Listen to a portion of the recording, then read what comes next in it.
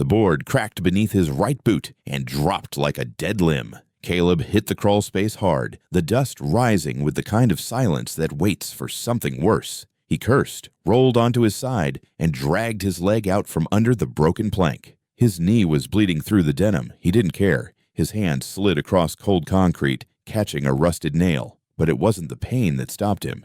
It was a knock, 3 soft taps, not from above, from below.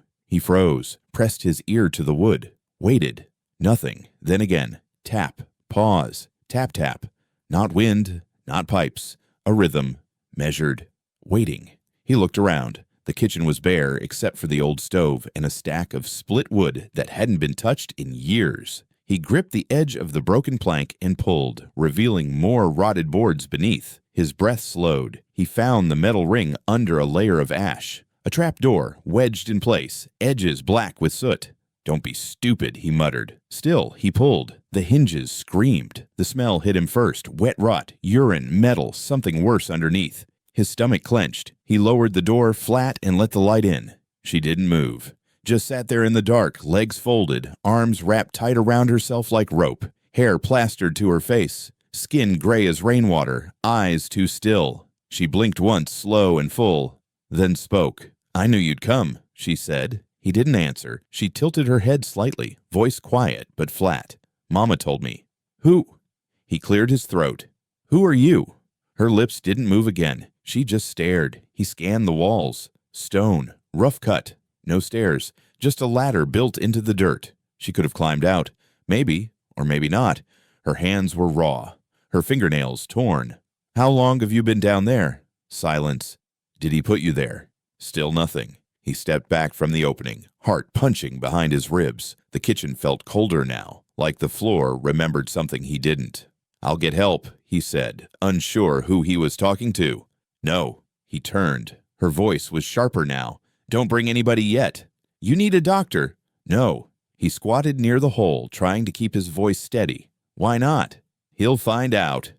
"Who will?" She looked up at him like he was stupid. "Same man who put me here." Caleb felt the house watching. Same walls, same stove, same trapdoor. Nothing about it ever felt right, not even when he was a boy. He used to visit here once a year. His mother made him, said her brother wasn't a bad man, said he'd just had a hard war. But he remembered the basement padlocked from the outside. He remembered the screaming at night and his uncle saying it was foxes under the floor. "You know his name?" Caleb asked. "I know what he smelled like." He swallowed. "You got a name?"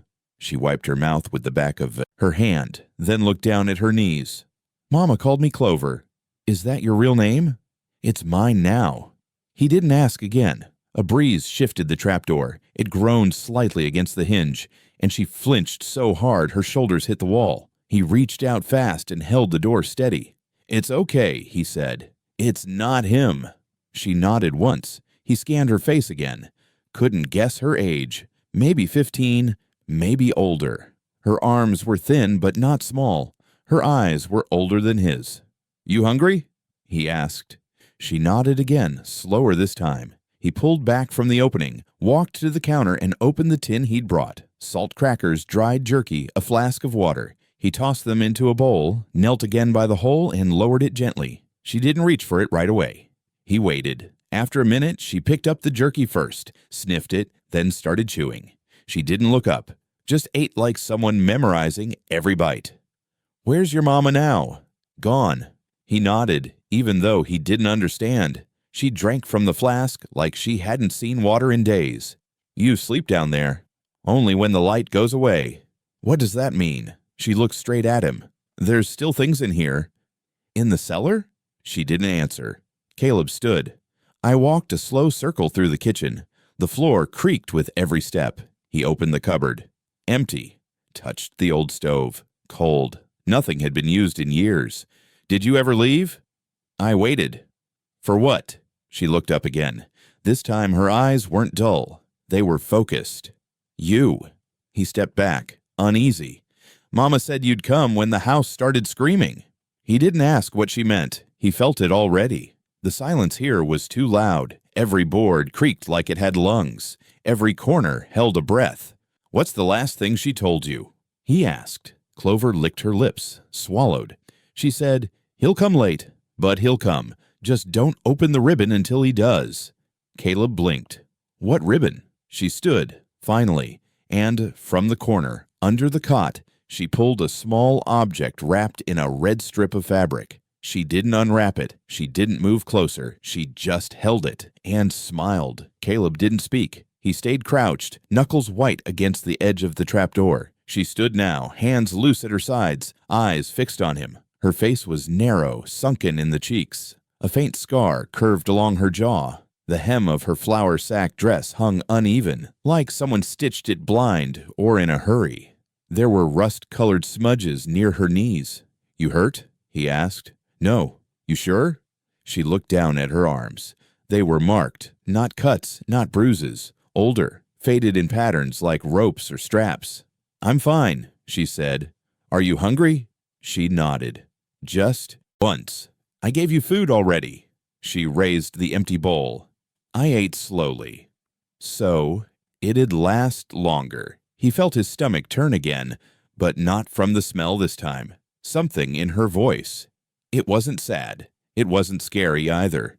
It was rehearsed. "What's your name again?" he asked. "Clover."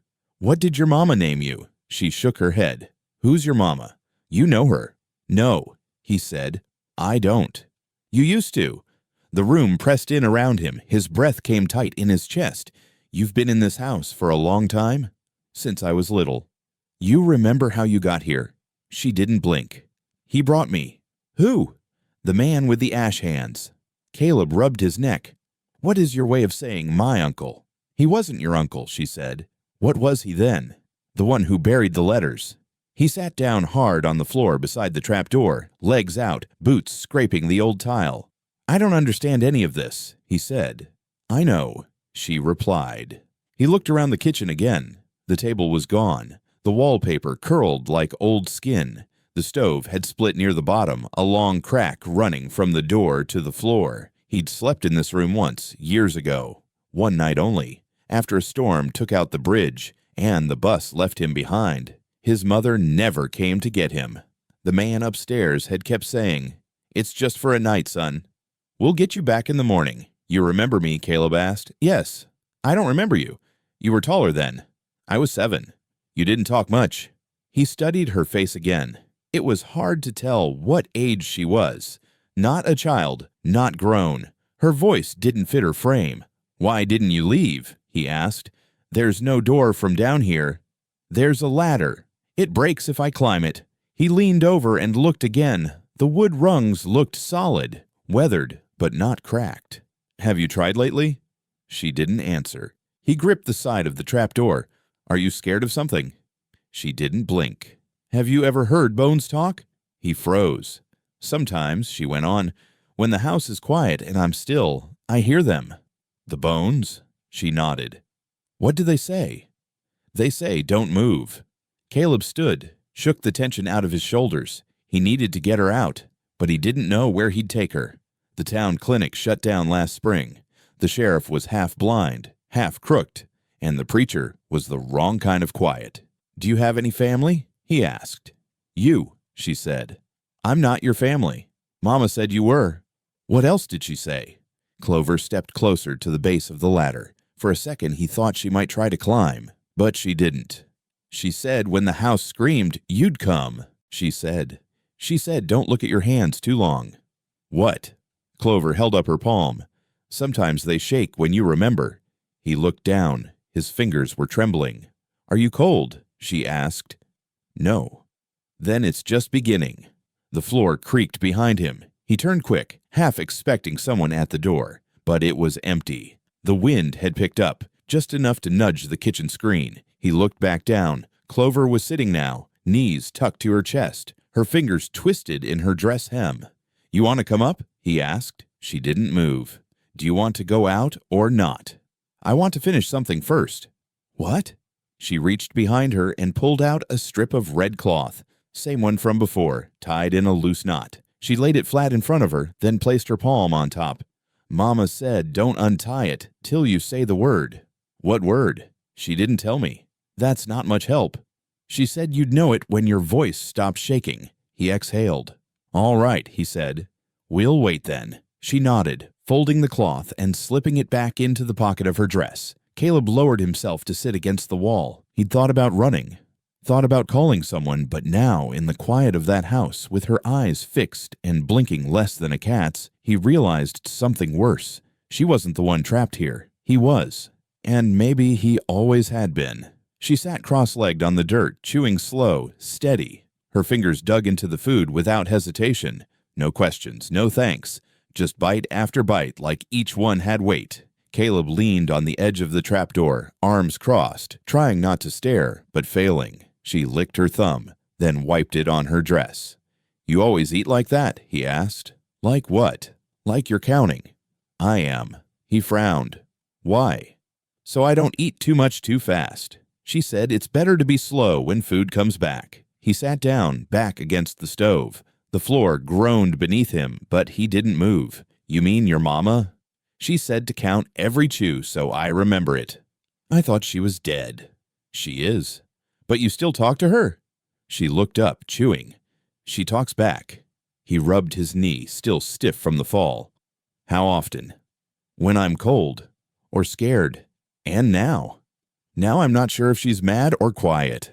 He ran a hand through his hair. The window beside him let in light through cracked glass. It made a shape on the floor, long and thin, like a shadow that didn't belong to either of them. "What did she say about me?" "She said you'd be late." "But you'd come late for what?" "Fixing it." He scoffed. "Fixing what?" "The break." "What break?" She didn't answer, just picked a crumb off her lap and placed it on her tongue like communion. Then she scratched her wrist, same spot she'd rubbed raw yesterday, same motion, fast, tight circles. "You all right?" he asked. I said I was. "Your hand's bleeding." "I don't feel it." He looked closer. The skin was red, almost blistered, the nail bed stained darker than dirt. "You always do that?" She shrugged. He stood. "You got a bath down there?" "No." "Have you ever had one?" "Not lately." "Come up." She didn't move. "You said you were hungry. You said you trust me." "Then come up." She wiped her mouth. He said never to climb out unless the house went quiet. "Well, it's quiet now." "No." He paused, listened, heard wind, floor creaks, nothing else. "What do you hear?" "He's still in the walls." Caleb stepped back. "Who?" She looked past him. Her voice dropped. "Ash Hands." "Stop calling him that." "He had a name. I don't say it." "Why not?"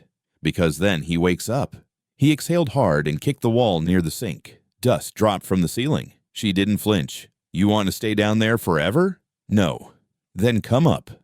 "Not yet." He knelt again at the edge. "If I said I knew who your mama was, would that help?" "Maybe. I think I do." "She braided your hair when you were little," Clover said.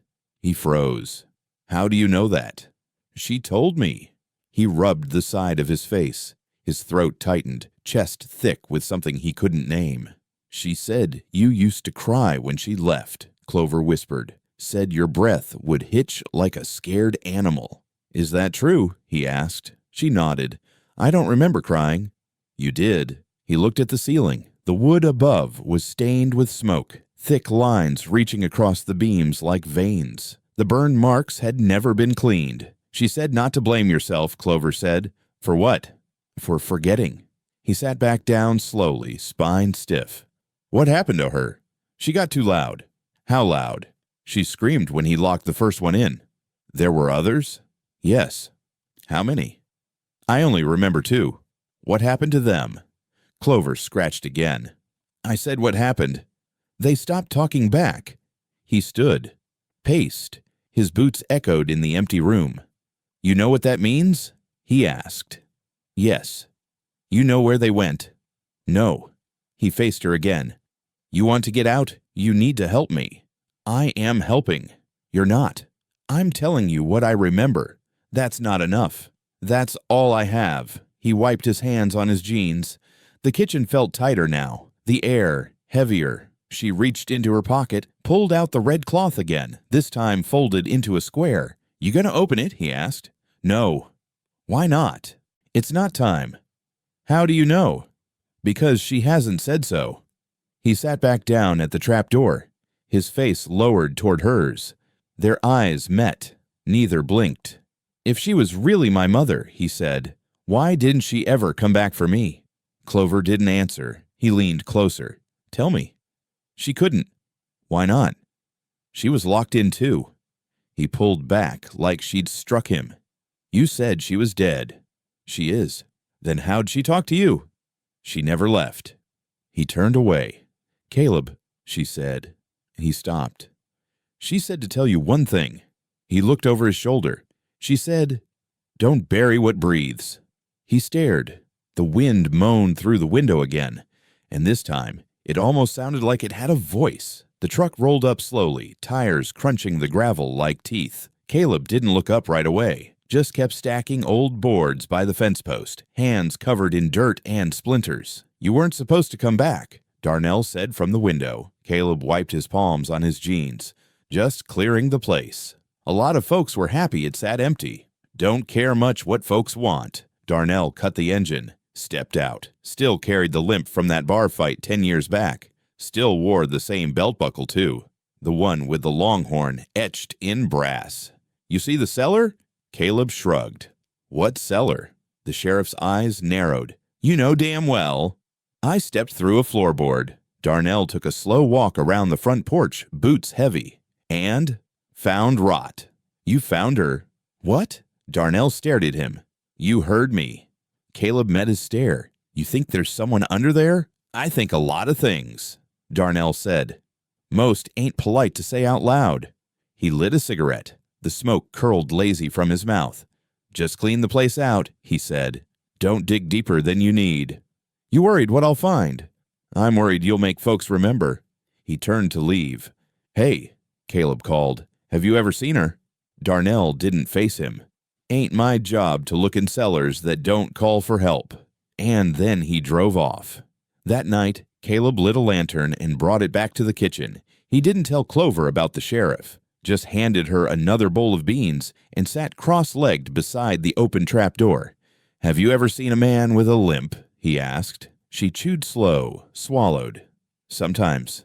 "Tall. Broad smokes all the time." She nodded. "Smells like fire." He leaned forward. "Did he come down there?" She shook her head. He watched. "From the hole." "What hole?" She raised her arm and pointed behind her, to the back wall. "There's a place where air moves." "Cold air. You show me?" She hesitated, then stood and led him to the far end. She pressed her hand flat against the dirt. Caleb leaned in. A faint draft kissed his cheek. He tapped along the wall until his knuckle met something hollow. "There's space behind this," he muttered. "Always been there." "You tried digging it out?" "I'm not allowed tools." "Who told you that?" She glanced up. He did. Caleb stood, brushed off his knees. "Does he say anything else?" She hesitated, then pulled her hair aside. "He gave me this." Behind her ear was a scar, small but deliberate, not a wound, a shape, burned into the skin. Caleb's stomach dropped. He knew that mark, a twisted H like a cattle brand. Darnell used to brag about it senior year, said he and 2 others got matching ones at some shack down by the river, a brotherhood thing. He'd flash it after football games, drunk and proud. "Who else has that?" Caleb asked. He said they all do. "They." She sat down again. "The ones that were picked." Caleb stepped away from the trapdoor. His legs buzzed. His breath caught in his chest. "Have you ever heard him say a name?" "Which one?" "The man who burned you." "Sheriff," she said softly. He grabbed the edge of the counter, knuckles tight. "Say it again." "He called himself Sheriff. Even when he wasn't, when was that?" "Before the fire." "What fire?" "The one that burned Mama's mouth shut." He turned sharply. "What?" She screamed too loud. He stared. "You saw it?" She nodded. "I smelled her hair after." Caleb sank into the nearest chair. The room spun slightly. The image wouldn't leave him. A woman he barely remembered, gagged with smoke and ash. "You said he watched," Caleb said. "From the hole. Why didn't he stop it?" She said he helped. Caleb closed his eyes. "I don't know what to do," he whispered. "You already did it," she replied. "How?" "You came back." He stared at her. "That's not enough." She tilted her head. "It's more than most." He stood again, walked back to the trapdoor, crouched beside her. "You want to leave?" "Yes." Then help me bring it all down. She reached for his hand, then stopped. Are you sure you want that? I have to be.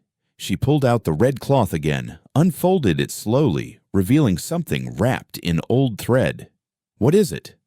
The first thing he gave her. Who? Mama. She handed it over. Caleb unwrapped it. Inside was a small key, blackened at the tip. What does it open? I don't know, she said, but it's not from here. He held it in his palm.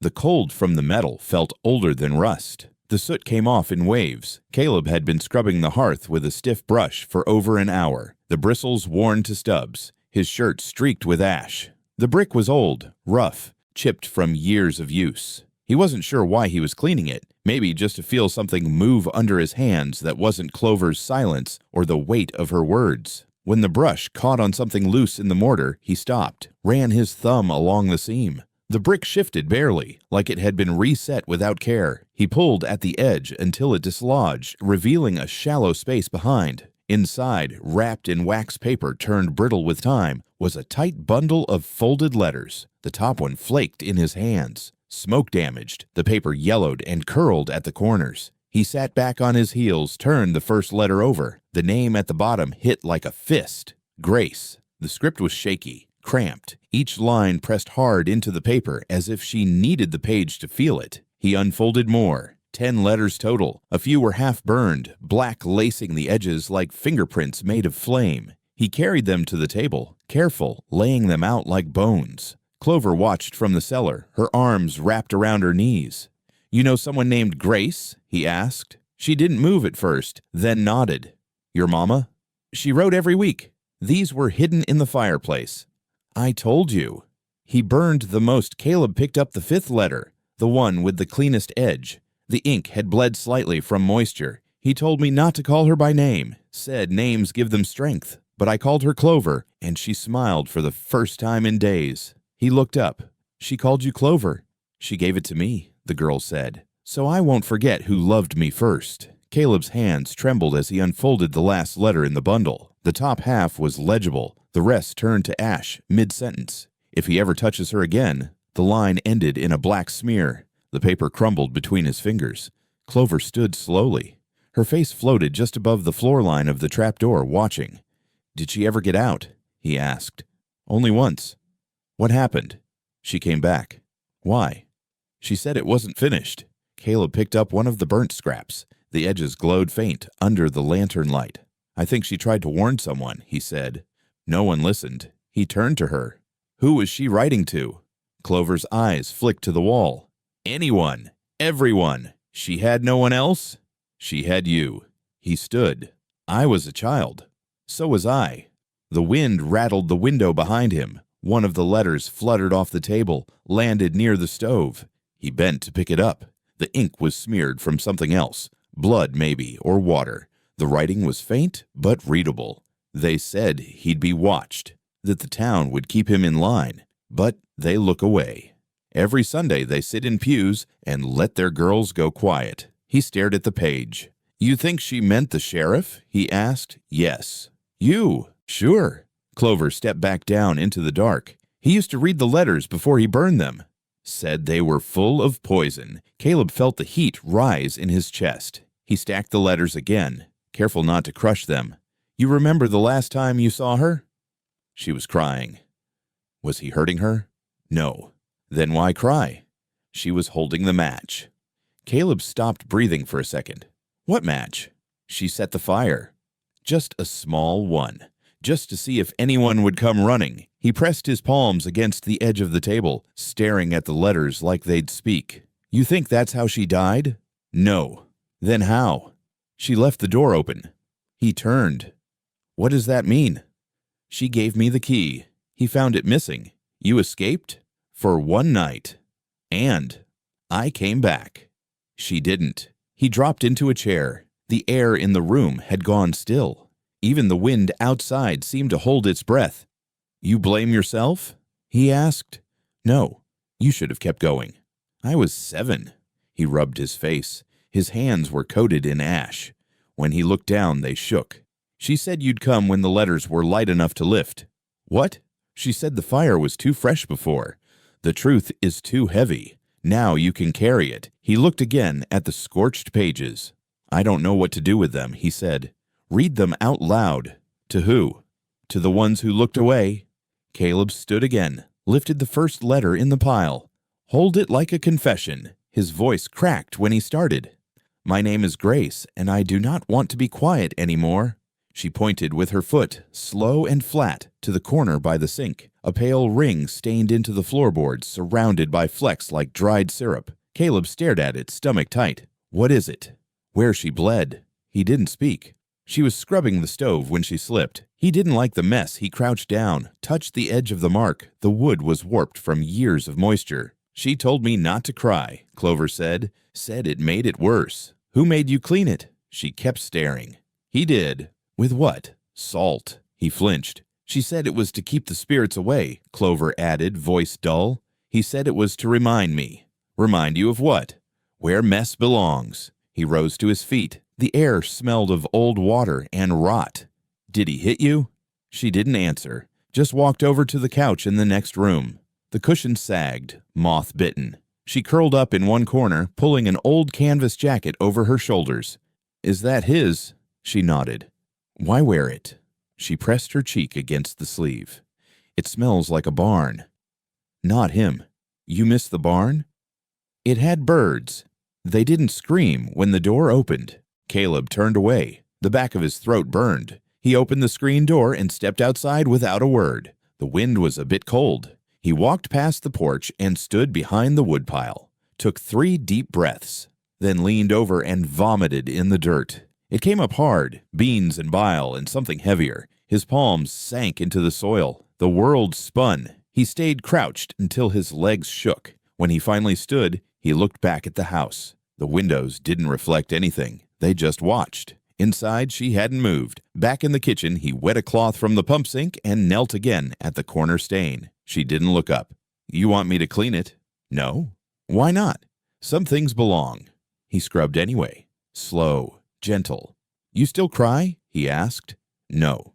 When's the last time? She didn't answer. Does it hurt? Not like it used to. He kept wiping. The stain didn't fade. You sleep in here? Sometimes. In the jacket? Yes. You feel safe in it? No. Then why wear it? She curled tighter. It keeps my arms still. He looked at her hands. They twitched when she spoke. Always the left first, then the right, like memory was fighting through muscle. He called it keeping house, she said. What? When he made me clean. Said it was a woman's pride. You were a kid. He didn't see it that way. He stood, threw the rag in the sink, turned the tap, watched brown water trickle out. Have you ever tried to run? Every night, she said. In my head. Why didn't you? He said the coyotes were worse. Were they? She blinked. No. Just louder. Caleb opened a drawer, found an old fork rusted and bent. He turned it over, then dropped it back in. You think anyone else knew? He asked. Maybe. Who? They brought him groceries. Who? 2 women. Once a week. Left them by the porch. You see their faces, only their shoes. He sat across from her now, elbows on his knees. You want to leave this house? She didn't speak. You want to stay? Still nothing. You scared of what's out there? She finally looked up. I'm scared of being wrong. About what? About who's good. He nodded. That one made sense. You think I'm good? He asked. She didn't blink. You haven't left yet. That's not the same. It's enough for now. He stood again. I walked over. Sat on the edge of the couch. The jacket smelled like oil and hay. You think she died here? He asked. She died a little every day. That's not what I meant. She never left, if that's what you mean. She talked to you today. She asked me if you'd flinch. Did I? No. He looked down at his boots. You cold? He asked. You want another blanket? No. He got up anyway, went to the hall closet, found a tattered quilt folded beneath the dust, carried it back, draped it over her gently. She didn't thank him, just pulled it close and shut her eyes. He sat back on the floor, leaned against the couch frame. I can't sleep in this house, he muttered. I never learned how to, she whispered. The wind hit the windows again, but neither moved. They sat in silence, the kind that knew things, The county clerk didn't ask questions, just slid the manila envelope across the desk and said, "Copy fees in the corner, don't spill coffee on 'em." Caleb nodded, barely muttered thanks. He waited until he got back to the truck before opening it. The cab smelled like sweat and old vinyl. He tore through the stapled pages one after another: land transfers, tax logs, probate notices. The name at the top wasn't the one he expected. Henry Lowell, not Wallace, not even the same bloodline. He flipped to the birth records. His own name, Caleb Elijah Morris. Mother, Grace Ellen Morris. Father, blank. Guardian assigned at age 5. Henry Lowell, no relation listed. He sat back hard against the seat. Engine off. Hands on the wheel. The sky outside had turned flat gray. Back at the house, Clover was on the porch steps, blanket still around her shoulders. Her hands were tucked under her knees. He climbed the porch slowly. "You are long gone." "I had to check something." She waited. "He wasn't my uncle," Caleb said. "I know." "You knew." "He told me." "Why didn't you say anything?" "You wouldn't have believed it yet." He rubbed his jaw, staring out at the empty road. "Then why did he raise me?" "'Cause they gave kids to men like him." "What does that mean?" "They needed quiet homes. Ones with fences." Once nobody looked at it for too long, he turned to her. "Who's they?" She didn't answer. He pulled the documents from his coat pocket, fanned them out on the porch floor. "This is every deed, every legal scrap with his name on it. None of them tie him to me, not even close." She didn't look. "You're telling me some stranger just got me?" She nodded once. "Why?" She reached into the folds of her blanket and handed him a small photo. The edges were curled, the image faded, printed in that old blue-toned ink. 2 women standing shoulder to shoulder outside a barn. One had her hair in 2 braids. The other wore a dress too big for her frame. He stared. "That's my mother," he whispered. "She's mine too." He blinked. "What?" "She gave us both up, just to different doors." He stared longer at the photo. The women looked similar. Same eyes, same high cheekbones. But one had a hand on her stomach. "She was pregnant," Caleb said. "Twice." He dropped to the porch boards, laid the photo flat between them. "She never told me she had another kid."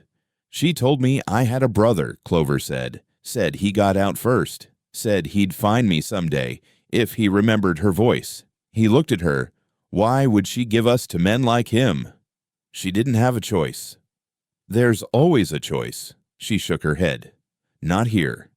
"Not then." He pressed his palms to his eyes. "I thought I hated her for leaving. For not coming back. I thought she forgot me." "She didn't." "You sure?" "She said your name every night before bed. Even when her mouth was cracked, he didn't speak. She said, 'He's got your hands, Lord. Keep him steady.'" He stared at the floor. "She said it like a prayer." He picked up the photo again. "Hold it like it might break." "You think she wanted to find me?" "She tried." "Then why didn't she?" "Because he moved you every time someone got close." He stood, walked to the porch rail. The air smelled like cold pine and smoke. "Do you think anyone else knows? They forget on purpose." He turned. "Who?" "The ones who signed the papers. The ones who said men like him were safe." He exhaled hard. "Have you ever met her?" he asked. "Not like you did." "What do you mean?" "She gave you songs." "She gave me silence." He felt that. "Does she ever tell you about the fire?" Clover nodded. "Said she lit it to draw attention." "But the house didn't burn right." He leaned against the rail. The wood creaked. "She left you behind?" he asked. "She thought someone else was coming for me." "Who?" Clover met his eyes. "You." He looked away. "You believe me?" "I don't know." "You don't want to," she said. He didn't argue. "Why now?" he asked. "Why bring this all up now?" "Because you needed to know who you were before you started digging deeper." He frowned. "You think this ends here?" she asked. He didn't answer. "Look at the back of the photo," she said. He turned it over. In faint pencil. "Find him before they do." His fingers clenched. "Who's they?" She just looked at him. The wind picked up. The porch door swung open behind them, creaking loud, like the house wanted in on the conversation. He folded the photo, put it in his shirt pocket. "We find out who sent us," he said. Clover stood. "And what they wanted." He looked back at the papers. At the name, Henry Lowell stamped in government ink. Starting with him.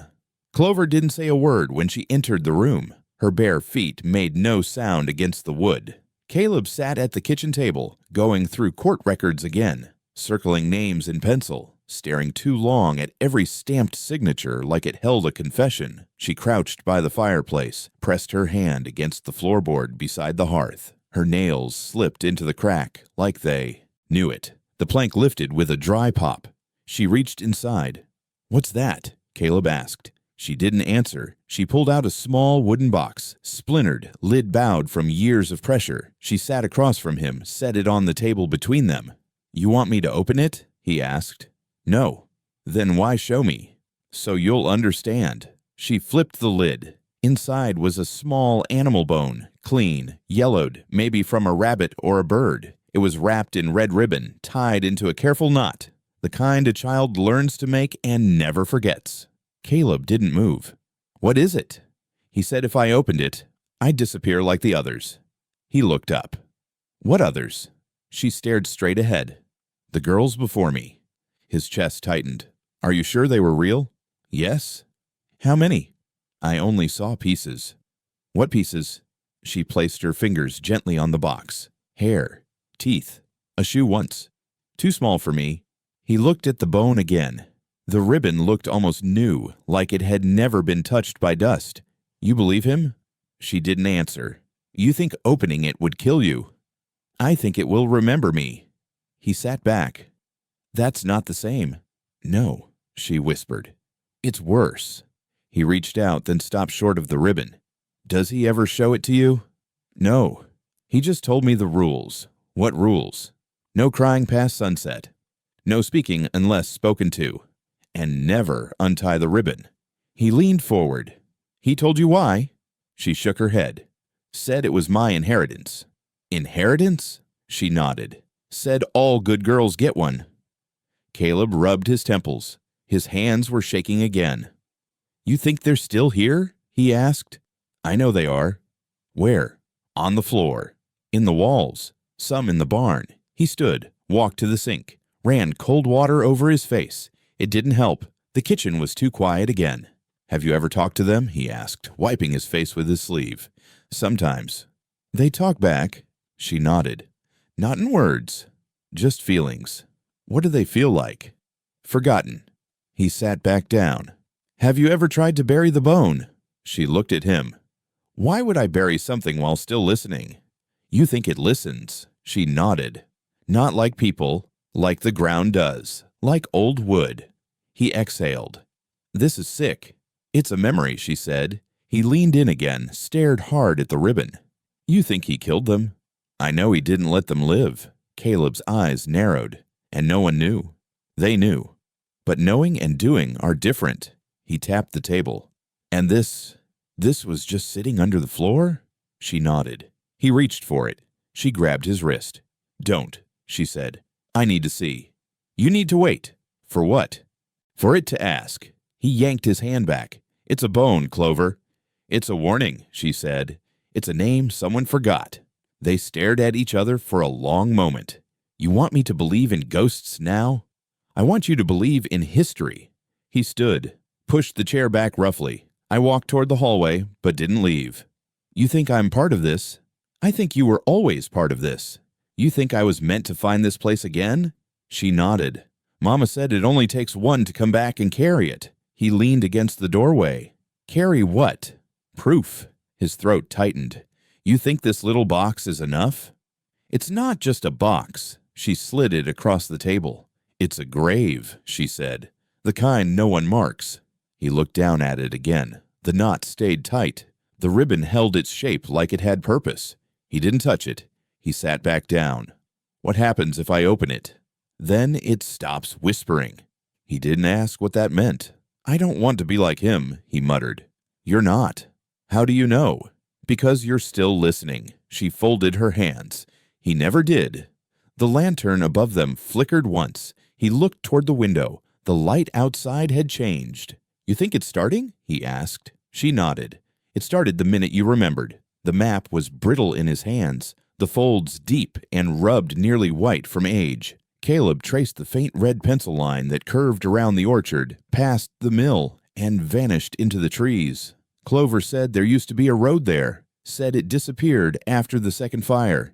He took the truck as far as the gravel would allow, then walked the rest. The ground sloped downward behind the orchard fence, the soil soft with leaves that hadn't been raked in decades. He followed a rusted wire, nailed along wooden stakes, like a forgotten path someone had once cared to mark. The trail narrowed until it became nothing. Then he saw it. Blackened beams rose crooked from the brush, charred boards, collapsed roof, rusted nails glinting like teeth. A shed, or what was left of one. He stepped closer. The air smelled of old fire, still somehow like it had never stopped burning. Inside, the ashes were thick. His boots left soft prints as he moved through the wreckage. Most of the roof had caved, but the back wall still stood. That's where he saw them. 13 names carved one beneath the other in a jagged, shaking hand, some letters backward, some names half erased by soot. Janie, Els, Clara, M. Ruth, Anna, Belle. Each name is a wound, each one waiting. He reached out and brushed the wall with his fingertips. The wood felt cold beneath the surface. Too cold for morning. Near the center of the shed, something white fluttered beneath a layer of ash. He knelt and lifted it carefully, a piece of newspaper, burnt along the edges. The headline read, "Child Relocation Program to End. Governor says we did what we could." He stared at it for a long time. The article was mostly gone. Just a few lines survived beneath the headline. In light of growing concerns over inadequate housing and unsupervised guardians, no further placements will be made until a full review. Investigation sealed to protect the privacy of involved parties. He didn't cry. Not yet. But something behind his ribs tightened. He folded the paper and slid it into his coat pocket. Then he turned back to the wall and counted the names again. 13. He ran his hand along the lowest name, barely scratched into the wood. Cora. He whispered it. Cora. The name stuck in his throat. He stepped back, took one final look around. There were no headstones, no markers, just ash, rust, and the names no one was supposed to find. By the time he returned to the house, his boots were blackened and his throat raw. Clover was on the porch again, rocking slowly in the broken chair that leaned too far to one side. "You found it," she said. He didn't speak. She stood, walked inside without a word. He followed. In the kitchen, he laid the burned newspaper on the table. She didn't touch it. "You know what this was?" he asked. She nodded. "The choosing place." "Choosing for what?" "For who got sent where." He sat down. "How many girls came through here?" "At least 30. And the others." "Other houses." "Other men." "And the governor?" She laughed. Quiet, bitter. "He never came." "But he knew." "They all did." He rubbed his eyes. 13 names carved into the wall. Not one of them is buried properly. They were never supposed to be remembered. He slammed his fist against the table. The paper fluttered. They were children. She didn't flinch. "You think there's more records?" he asked. "Yes." "Where?" "The church." He looked up. "What church?" "The one behind the ridge. The one with the locked door and no windows. Have you ever been inside?" "No." "Why not?" "Because that's where they kept the ledger." He stood. "And what's in the ledger?" She met his eyes. All the names they never said out loud. He paced the kitchen, heart racing. "We get that ledger. We take it to someone." "The paper. The sheriff. Someone. No one will print it," she said. "Then we make them. They'll say it's a lie." He grabbed the photo from his pocket, the one of the 2 women, threw it on the table. "They can say what they want. I know what I saw." Clover picked up the paper, smoothed the burned edges. "She said you'd try." "Who?" "Mama." He looked at her. "Has she ever come to that shed?" "No." "Then how'd she know?" "She heard the girls in her sleep." He dropped into the chair. The house groaned. "You really think they're still here?" he asked. She nodded. "They're waiting." "For what?" "For someone to say their names. All the way through." He whispered again. "Cora." Clover closed her eyes. The wind outside picked up. This time, it didn't pass. It stayed. The second night in the house, Caleb couldn't sleep. The air pressed in too close, thick with the smell of burnt wood and iron. He lay on the floor beside the couch where Clover curled under the quilt, her breathing slow, steady. He stared at the ceiling until it blurred. Somewhere in the walls, the wind settled into its usual moan. Then it changed. A voice, low, female. Not Clover's, not quite. Don't touch her. Caleb sat up. Clover didn't move. Her eyes were closed, lips parted. The words still came. I said no. Her tone is sharp. Her mouth barely opened, but the words had weight. Don't come near her again. She's not yours. He crawled closer. She twitched, her hands curled into fists. A whisper escaped. Please, she's mine. I carried her. You don't get to say when she's done. Caleb backed away, heart pounding. She rolled over, silent now. He stayed awake until dawn. By morning, she didn't remember a thing. You sure? He asked. I sleep deep, she said. Too deep to talk. Well, you did. She shrugged. Maybe you dreamed it. He didn't argue. Just walked to the truck, drove into town and bought a tape recorder from the hardware store, one of those cheap plastic things that ran on 2 batteries and sounded like it was recording through water. That night, he placed it beside her before she fell asleep. Didn't tell her. She drifted off quickly, the blanket pulled tight to her chin. Caleb sat on the porch, listening to the wind chase itself across the fields. Hours passed. Then it started again. Cade. The voice was softer now. Little Cade. He froze. No one had called him that since he was 7, since she braided his hair by the stove and sang songs about rivers. His mother. He rushed inside, stared down at Clover. Her eyes stayed shut, her breathing unchanged. Run if he touches the stove, she whispered. Hide if he smells like pine. Caleb didn't sleep. In the morning, he rewound the tape, listened to it 3 times before Clover woke. She stretched slowly. You watch me again? You were talking. Still think I'm dreaming. He hit play. Her voice came through, garbled but clear. Don't touch her. Not yours. She's mine. Then, Little Cade. She flinched. You hear that? He asked. She nodded. Does that name mean anything to you? She didn't speak. It's what my mama used to call me. Only her. She blinked slowly. Then it's her. He stared. That's not possible. She's still here, Clover said. Parts of her. You mean her voice? She left it behind. He sat back, tape recorder still playing. Why now? He asked. She's stronger when you listen. The words settled like dust in the room. He turned off the tape. You believe me now? She asked. He nodded. Yeah. Clover stood and walked to the sink. Turned the tap, let it run until it sputters and groans. She used to do this too, she said. Said the water talked if you waited. What did it say? She never told me. Caleb watched her. Her shoulders sagged, hair tangled at the nape. Does she ever say what he did to the other girls? He asked. She said they were swallowed.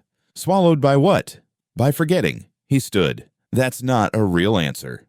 It's the only one she gave. He walked toward the trapdoor. I opened it, stared down into the dark. Are any of them still down there? She didn't move. Tell me. There's a room behind the wall, she said. I never opened it. Why not? Because it whispers too loud. He went down the ladder. The air got colder with each step. The dirt walls seemed closer than before. He reached the far end, placed his hand on the stone slab she'd once pointed to. Knocked twice. It echoed hollow. Caleb. He turned. Clover stood at the top of the stairs.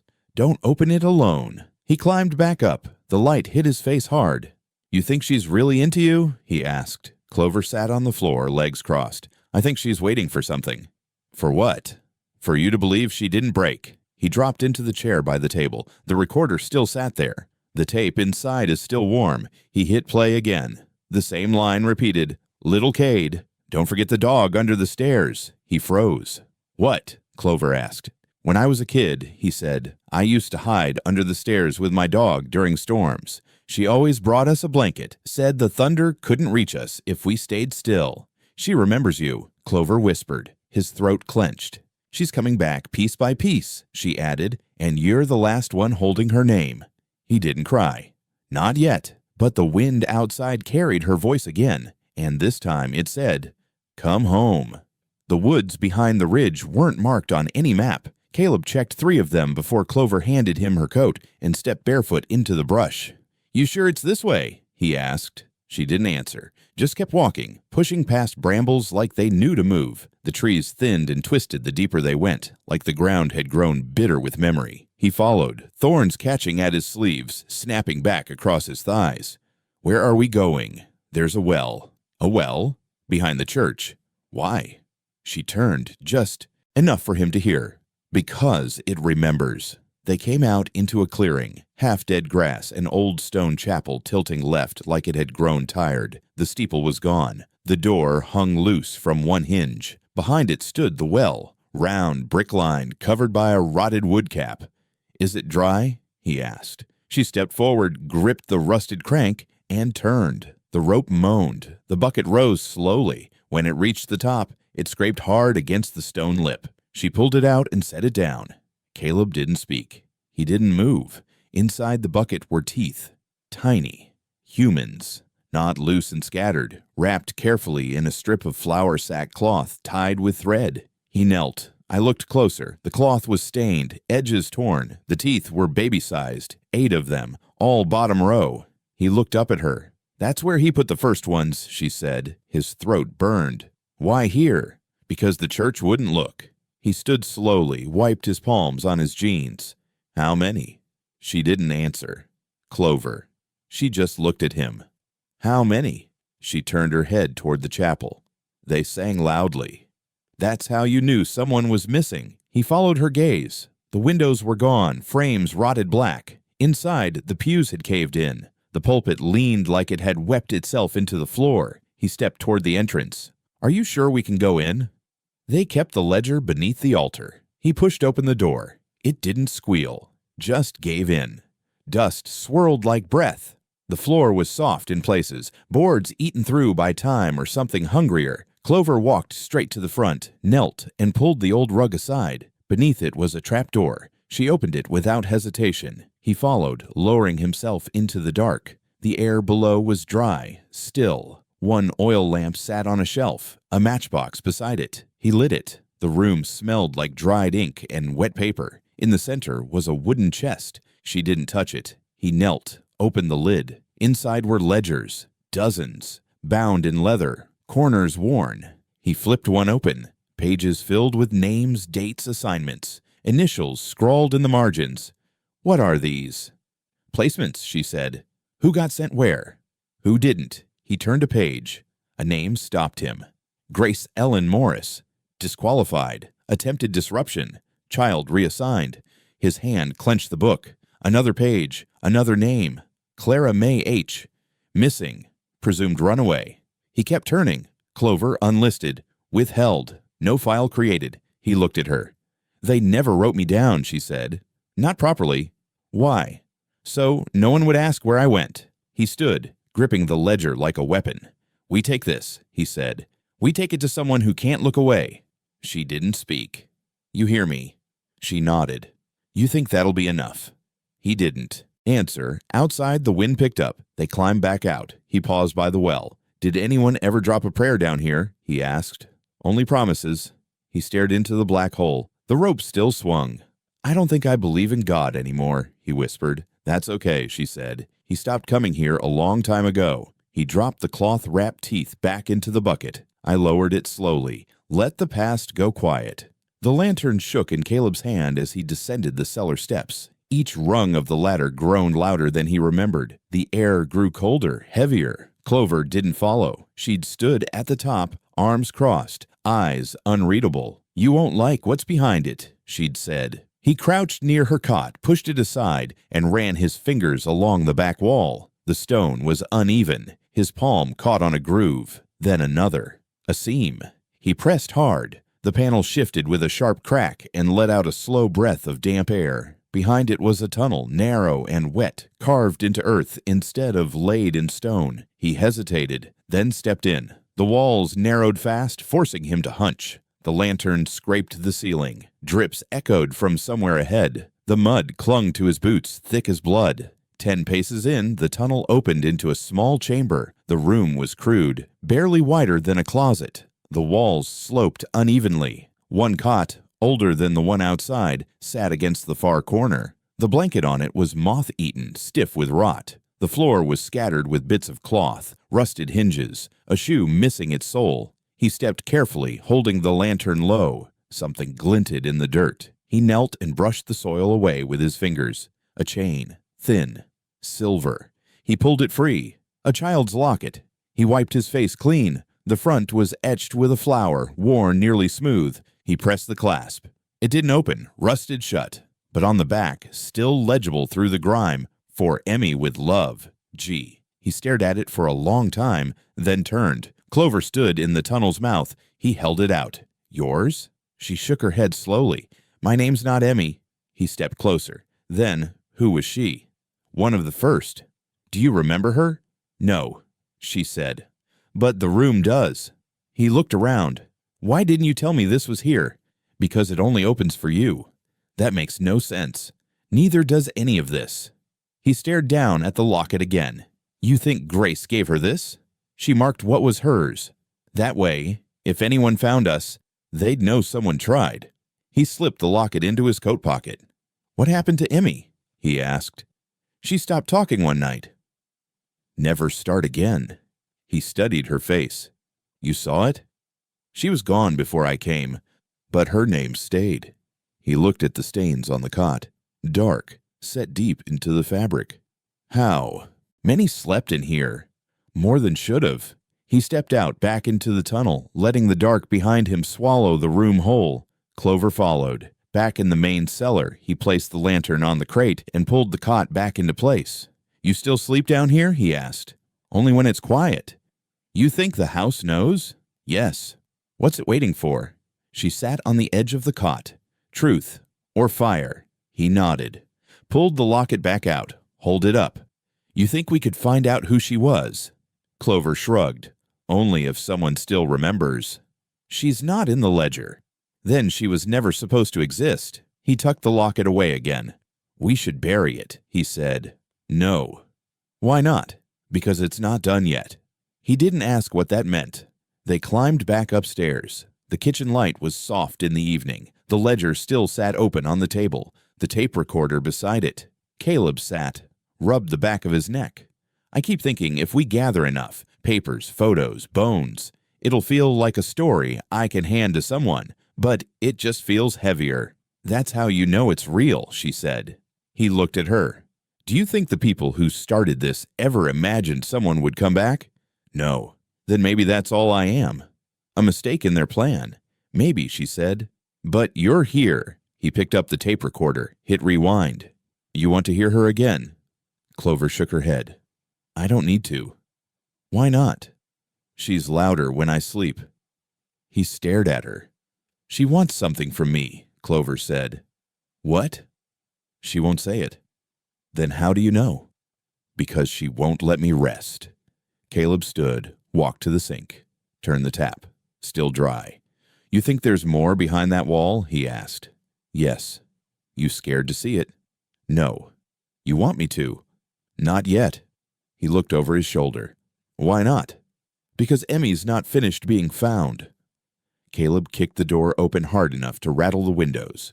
The sheriff's office smelled like stale tobacco and old ink. Darnell looked up from behind his desk, pen frozen mid-signature. "What the hell's this?" Caleb didn't speak, just stepped forward and dropped the bundle onto the desk, letters singed at the edges, the newspaper scrap, the ledger page, the flour sack cloth with blood-stained teeth wrapped inside like a gift no one wanted. Darnell stared. Caleb leaned in.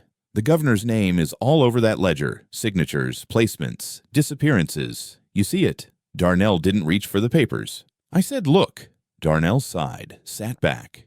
"You dig into things you don't understand." Caleb's voice sharpened. "No, I finally do." "You think this is new?" Darnell muttered. "You think you're the first to come marching in here with bones and paper?" Caleb's jaw clenched. "You're not." Darnell tapped the desk with his middle finger. "You know what I tell him." Caleb waited. "I tell him the same thing I'm about to tell you." Darnell nodded to the pile. "It doesn't matter." Fire took the proof. Caleb stepped back like he'd been slapped. "You knew," he whispered. Darnell's eyes narrowed. "You want to accuse me of something, you do it straight." "You let him take them." "You looked the other way. You signed forms and shut doors. I kept order. You buried kids." "No," Darnell said. "He did." I just swept after Caleb laughed, but it cracked. "You hear yourself." You think the governor ever drove through this town? You think his carriage ever stopped at that church? We were nothing to him. Caleb looked down at the letters, touched the corner of Grace's last page. Then why protect him? Because the rest of us didn't want to burn. Caleb opened his mouth. I closed it. Then the door behind him creaked. He turned. Clover stood on the threshold barefoot, her hair matted with sleep, a dress too thin for the cold. She didn't speak, just walked forward, each step quiet but final. The sheriff leaned forward. "What's this?" he asked. She didn't look at him. She stopped beside Caleb, opened her palm. In it lay the bone, still wrapped in red ribbon, the same one from beneath the floor, the same one she'd once called her inheritance. Caleb watched Darnell's face go pale. "That's supposed to scare me?" the sheriff said. Clover whispered, "It's not for you." "What's it for then?" She didn't answer. Darnell stood slowly. His boots scraped against the floor. "You think some parlor trick with bones and bedtime stories changes the law?" "This wasn't a trick," Caleb said. "It's survival." Darnell's eyes darted to the ribbon. "Where'd you get it?" Clover stared at him. "You gave it to her." He blinked. "You said it was her gift. You said if she kept it wrapped, she'd stay invisible." Darnell shook his head. "I didn't." "Yes, you did." She took a step closer. "She was 8, and you called it a favor." His lips parted, but no words came. Caleb watched his hand inch toward the drawer.